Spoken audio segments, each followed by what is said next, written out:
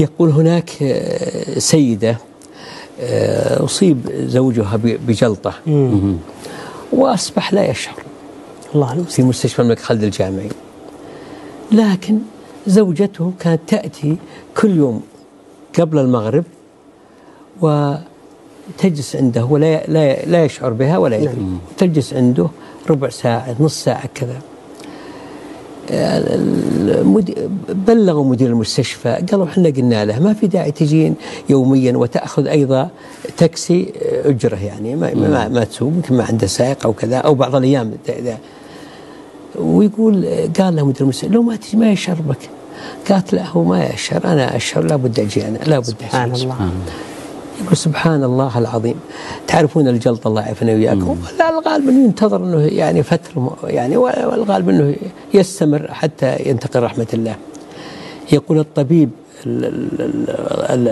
الجلطات والطبيب كذا يقول لاحظ أن هالرجل زوج هالمرأة الفاضلة بدأ يحس شوي، يحرك يد طبعا على فترات، وكل أسبوع أفضل من الثاني، ولم يغيروا الدواء، نفس الدواء اللي يعطونه ما تغير. يعني ما الجلطات تعرفون أنتم يعني كذا صحيح.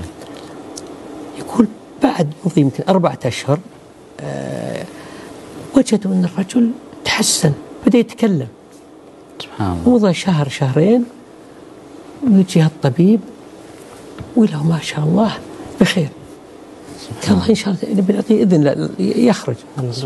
لكن لو تكرمتي، قال الطبيب هل أنت في دواء يعني طب بديل؟ هل هناك شيء عملتي؟ ترى حنا الأطباء والطب التجارب مهمة ويمكن نستفيد ويدرس العلاج. قالت أبدا وما سويت شيء. أصر عليها، قالت والله يا دكتور لم أعمل شيء، أنا قبل ما أجيكم بعد صلاة العصر يكون عندي طبخت أكل طيب، وفيه سيدة كبيرة بحي الطرادية بالرياض شعبي، وأذهب إليها وهي في مصلاها وأغلب أيام الصائمة، وأعطيها هذا الطعام وتدعو، تعرف أن زوجي كذا، وتدعو أن الله يشافي ويعافي ويريح بالك. تقول والله لم أعمل ذلك. فيعني شوف يعني أثر الحمد لله إن الله إن شاء الله إذا كان الدعاء صادق من امرأة فاضلة. حتى اتصل بنا رجل فاضل بالمجال قال بودنا نعرف هذه المرأة، هذه امرأة يعني صالحة ونبي كذا، يعني والله ما الكاتب بسألك، وقال الكاتب أنا لا أعرف.